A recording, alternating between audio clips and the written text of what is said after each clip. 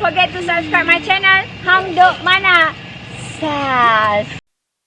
Assalamualaikum, selamat datang lagi ke channel Hang Dok Mana. Mari kita dengar respon Datuk Lomar Adam terhadap isu KJ sempat sapan Najib ketika hadir ke mahkamah. Saya baca dari sikit suasana gamak ketika di galeri awam Mahkamah Tinggi di sini apabila bekas memimpin UMNO kemudian Abu Bakar menyapa bekas Menteri Datuk Seri Najib Abdul Razak. Kita tuan, mari kita dengar respon Datuk Lomar Adam. Di akhirnya kita komen macam biasa.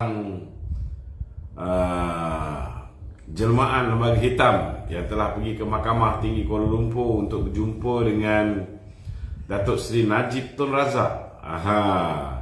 Ramai bertanya dengan saya, kenapa tiba-tiba YB Khari Jamaluddin pergi menghadap Bosco. Saya rasa mungkin YB Khari Jamaluddin pun dah tahu dah, insya-Allah tak lama lagi Datuk Seri Najib insya-Allah kebarangkalian besar akan dibebaskan. Sama ada melalui pengampunan ke melalui apa cara sekalipun. Jadi sudah pastilah saudara orang yang merupakan punca utama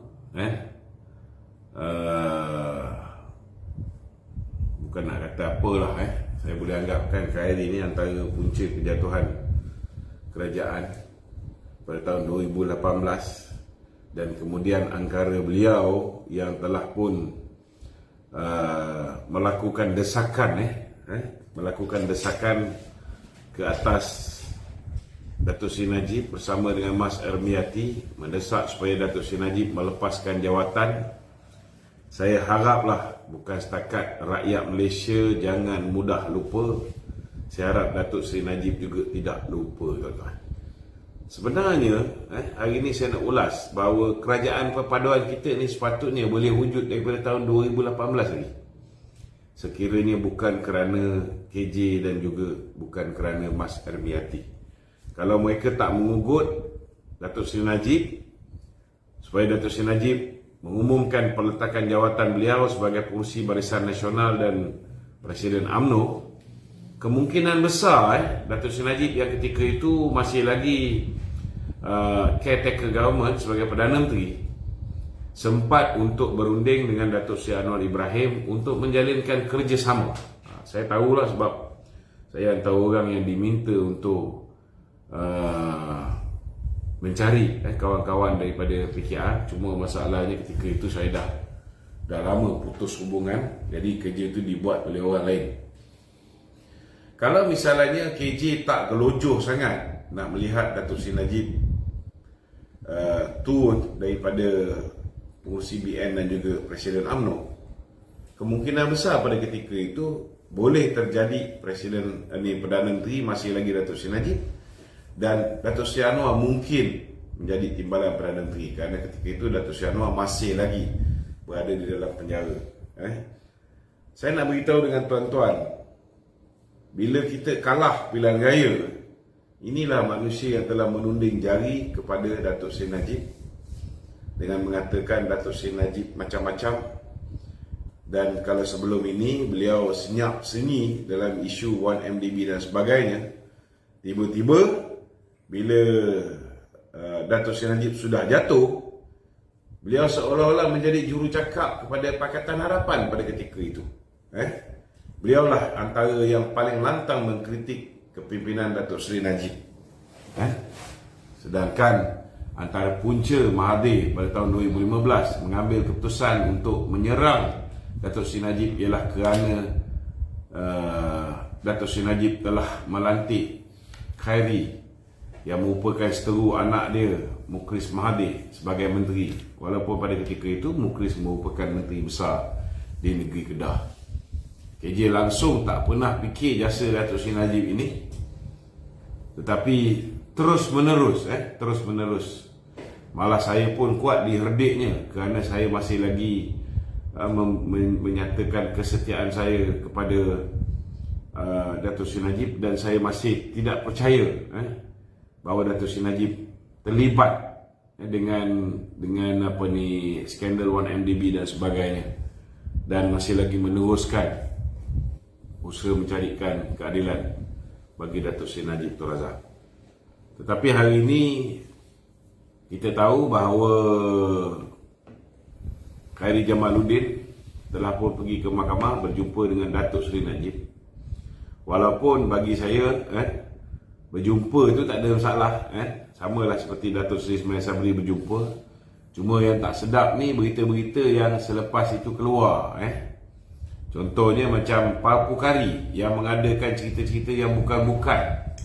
Sedangkan hakikat dan realitinya, bila Datuk Seri Ismail Sabri berjumpa dengan bosku, lain yang berlaku, tidak seperti mana apa yang digambarkan oleh Salim Iskandar ataupun Pak Pukari. Hari ini kita belum dengar lagi Pak Pukari ke ataupun keluar sekejap ke, keluar terus ke, membuat sebarang ulasan berdasarkan perjumpaan Dr. Razak.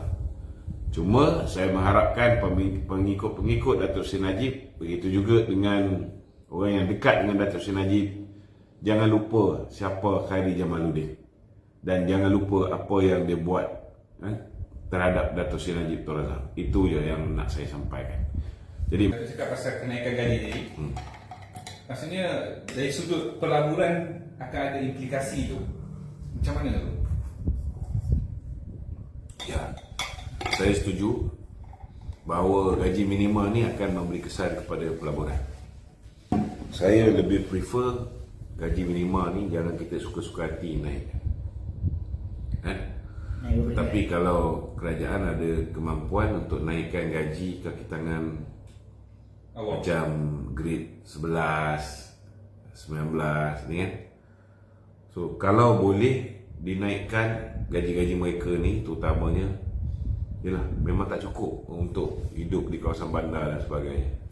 Jadi berikan keutamaan pada pihak-pihak ni, tetapi pihak swasta ni sebab kebanyakan daripada pelabur ni dia ambil kira juga kos buruh.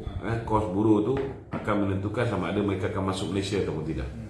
Kita tengok Indonesia, salah satu sebab mereka ni menjadi destinasi yang digemari oleh para pelabur ialah kerana kos labor charges mereka begitu rendah. Dan sebaik saja berlakunya pandemik COVID-19, perkara pertama yang dibuat oleh Jokowi ialah dengan menghapuskan gaji minima. Bila dihapuskan gaji minima ni, memanglah karyawan ataupun pekerja-pekerja di Indonesia bangkit memberontak, demonstrasi dan sebagainya. Tetapi akhirnya kita tengok pekerja-pekerja construction yang Indonesia yang datang Malaysia, mereka dah balik pergi ke Indonesia kerana gaji mereka di Indonesia setimpal dengan apa yang mereka dapat di Semenanjung. Maknanya penghapusan gaji minima itu tidak bermakna bahawa rakyat Indonesia akan dibayar gaji rendah. Kalau mereka ada skills, mereka ada kepakaran, mereka tetap dibayar commensurate dengan kemampuan mereka. Kalau kerajaan naikkan gaji penjawat awam, okeylah, tak ada kena-mengena dengan swasta dan kurang impak kepada pelaburan. Kalau pada swasta dia akan ada impak tu.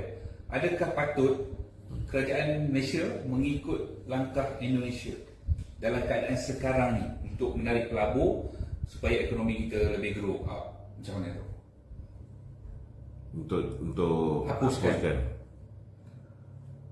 Saya dah lama cakap lah, sepatutnya kita let the market decide berapa harga gaji yang nak diberikan. Sebab kalau misalnya kita tetapkan 1,500 kita boleh dapat orang yang ada degree.